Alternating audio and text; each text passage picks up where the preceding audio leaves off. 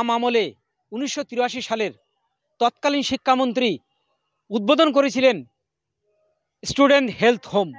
গোবরডাঙ্গার স্বামীজি সেবা সংঘ স্কুল লাগোয়া এই হেলথ হোমটি চালু হয়, যেখানে মাত্র 2 টাকার বিনিময়ে 26টা স্কুলের কয়েক হাজার ছেলেমেয়ে যারা চিকিৎসা পরিষেবা পেতেন।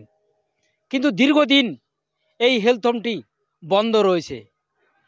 12ই জানুয়ারি নতুন করে 1996 সালে স্থানীয় সাংসদ চিত্ত বসু এটি নতুন করে আবার ঘরের দ্বারোদ্ঘাটন করেন।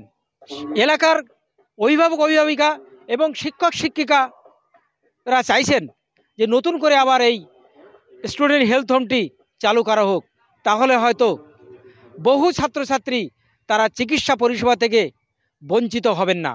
এক সময় এখানে খুব ছাত্রছাত্রী আসতো, চিকিৎসা হতো, ডাক্তার বসতো, আমরা নিজেরাও স্থানীয় হয়ে এখানে চিকিৎসা করাতাম।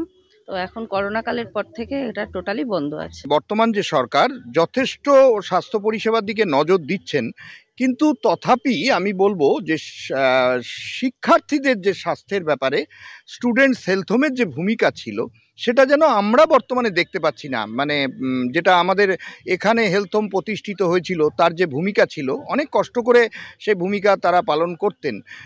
হয়তো সরকার সবসময় অর্থনৈতিক সহযোগিতা করতো না, আন্তরিকতার মধ্যে দিয়েই হতো। সেটা আবার কিভাবে পুনরুজ্জীবন ঘটানো যায় আমার মনে হয় সে চেষ্টা করা উচিত, আমাদের সকলে মিলে সেই চেষ্টা করা উচিত। এটা 84-25 সালে আমাদের চালু হয়েছিল। করোনা কলেজ সহ আরও মোটামুটি প্রায় 25টা বিদ্যালয় নিয়ে এটা শুরু হয়েছিল, কিন্তু বিগত বহু বছর ধরে এটা বন্ধ হয়ে আছে। হ্যাঁ, তা অবশ্যই একটু বঞ্চিত হচ্ছে।